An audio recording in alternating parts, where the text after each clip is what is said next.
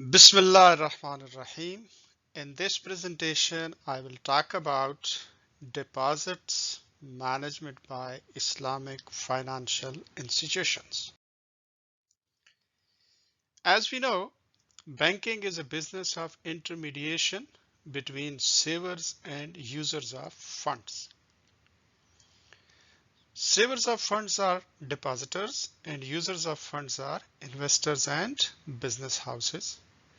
And of course, Islamic banking has no exception. However, the nature of the relationship between the Islamic bank and its customers is different from conventional banking. How Islamic banks collect the deposits? They collect the deposits as a current account, similar to conventional banking. However, they collect savings accounts on the basis of profit and loss sharing. So the nature of current accounts. What is the legal contract between bank and depositors? Well, it can be either loan or amana. If it is a loan contract, repayment of the deposits is required even if bank suffers losses. And because it's a loan account, so bank is taking loan from the depositors, that money can be used for benefit of bank. But if it is a amana, if amana deposits lost without negligence of bank, compensating the loss of depositors is not the responsibility of the bank. At the same time, amana deposits cannot be utilized by the bank for his personal gains. Hence, collection of amana deposits is not recommended to safeguard the interest of both the parties, bank and customers. The interest of customer is the refund of money, while the interest of the bank is to use the funds in current accounts. Under loan current deposit scheme, bank has the flexibility to use the funds and the customer is protected from loss of amount in case of any mishappening, for example, burglary, fire, theft, etc. in any branch of the bank. Profit and loss sharing deposits, saving deposits on the basis of musharaka, partnership by capital, or on the basis of mudaraba, partnership by capital and skills. Saving investment deposits are accepted under profit and loss sharing schemes. Hence, Sharia rulings of musharaka and mudaraba apply, as the case may be. Generally, banks accept deposits under mudaraba, then mix the funds of the bank and create a joint pool for investment. Out of this pool, after meeting the statutory reserve requirements, investment portfolio is created and managed by Islamic financial institutions. Investment deposits, mudaraba deposits, can be further classified as restricted and unrestricted mudaraba accounts. Under restricted mudaraba scheme, bank can only invest in approved investment schemes which are approved by the depositors. Under this scheme, special deposit schemes, for example, housing, civil work projects like roads, dams, bridges, etc., can be launched by bank to attract funds based upon sharing of actual profit or loss. But this restricted mudaraba scheme is not popular among the modern Islamic financial industry,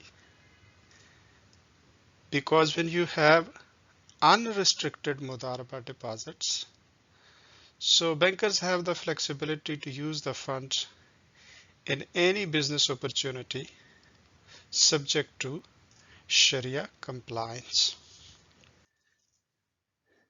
The nature of these deposits, in case of conventional and Islamic banking.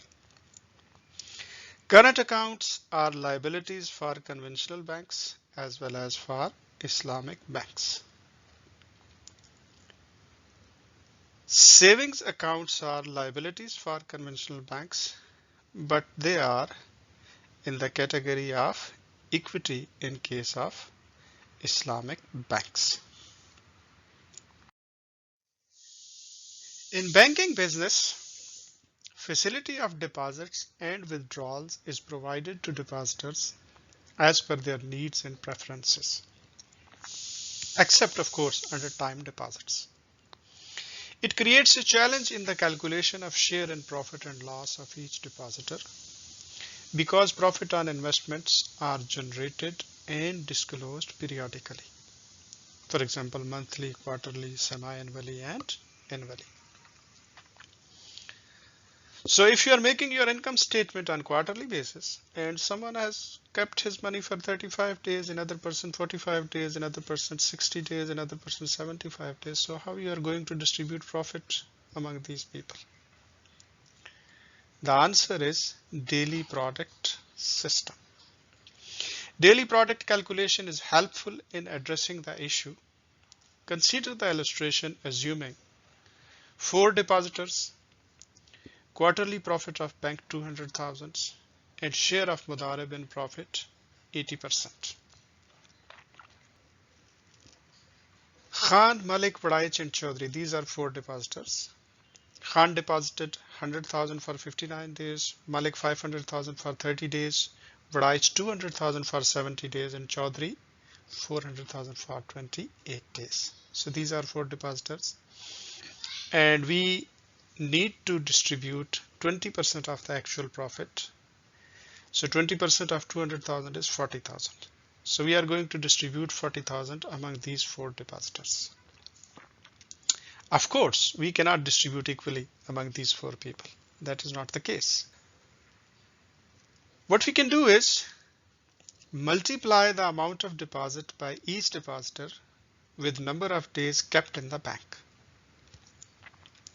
In case of Khan, 100,000 into 59, 5.9 million. In case of Malik, 500,000 into 30, 15 million. In case of Wadaich, 200,000 into 70, 14 million.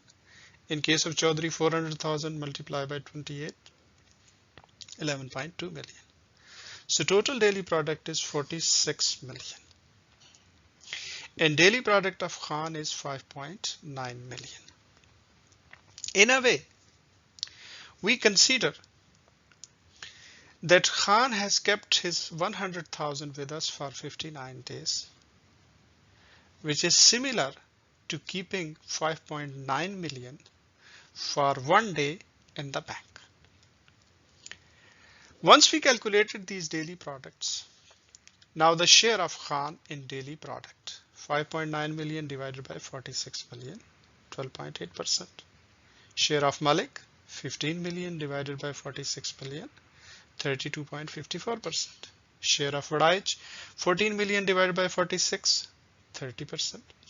Share of Chaudhry, 11.2 million divided by 46, 24%. Now distribute the actual profit of 40,000 among these 4 depositors. 12.8% will go to the Khan. 32.54% of 40,000 actual profit will go to the Malik. 30.37% of actual profit of 40,000 will go to the Wadaich and 24% will go to the Chaudhry. So Khan get 5,119, Malik 13,015, Wadaich 12,148 and Chaudhry 9,718. Total is 40,000. So as a percentage return, how much Khan got and how much Malik got? By the way, everyone is getting the same. To convert this into annual percentage return, Khan is getting a profit of 5,119 on an investment of 100,000 for 59 days. So 5119 divided by 100,000 multiply with 365 divided by 59. So you can convert this into annual percentage return. In case of Malik, 13,015 is your profit on an investment of 500,000. So 13,015 divided by 500,000. But this return you are getting for 30 days only. So 13,015 divided by 500,000 multiply with 365 divided by 30. That will give you the annual percentage return, which is same for everyone. Another matter which is being considered practically is giving the higher rate of return to long-term depositors and lower rate of return to short-term depositors. So how it is being addressed? It is addressed through weightage system. So higher weightage is allotted to the long-term depositors and lower weightage is allotted to the short-term depositors. If the weight of 1 is awarded to a deposit remained in the bank for 1 year, then the weight of less than 1 is awarded to depositors remained in the bank for a period less than 1 year. Consider the same illustration again. So after calculating the daily product, we assigned weight. So we give the highest weight to Vadaish because he kept his money for 70 days, which is 1. And then we give the 80% weight, 0.80 to Khan, who kept his money for 59 days. And then we give the weight of 0.60 to Malik and Chaudhry. So a person who kept money for more than 2 months, we give him the full weight. And a person who reaches close to 2 months, we give him the second highest weight, which is 0.8. And a person who kept his money for just 1 month, we give him the lowest weight, which is 0.60. So after calculation of daily product, we multiply it with weight and we got weighted daily product. Now weighted daily product is 34 million. Now we want to calculate the share of Khan in weighted daily product. 4.7 million divided by 34.4 million, it becomes 13.70. Share of Malik, 9 million divided by 34.4 million, it becomes 26%. Vadaish, 14 million divided by 34.4 million, it becomes 40%. And Chaudhry, 19.51%. Now we will divide the same 40,000 actual profit among these 4 depositors. Khan will get 13.70, Malik will get 26.13, Vadaish will get 40.65% of 40,000 profit, and Chaudhry will get 19.51%.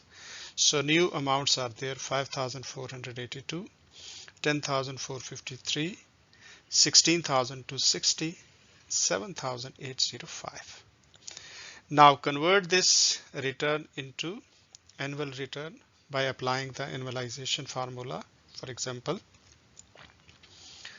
5,482 is your profit and you got this profit on 100,000. So 5,482 divided by 100,000 multiply by 365 divided by 59. So we assume 365 days in a year and you kept money for 59 days. In case of Malik, 10,453 is your profit. You earned this profit on 500,000. So 10,453 divided by 500,000. This is your profit for 30 days only. Multiply with 365 divided by 30 and so on. So see the annual return now. For Khan, it is 33%, close to 34%. For Malik, it is 25%. For Vadaish, it is 42%. And for Chaudhry, it is 25%. So the people who kept their money with us for 1 month, they are getting the least return, 25%. And the people, for example, Khan, who kept his money with us close to 2 months, he is getting 33.91% per annum. And highest profit is going to Vadaj because he kept his money with us for more than 2 months. And his annual percentage return is 42.39%. Thanks a lot for watching. Your comments and questions are more than welcome. My email address is given. Assalamu alaikum wa rahmatullahi wa barakatuhu.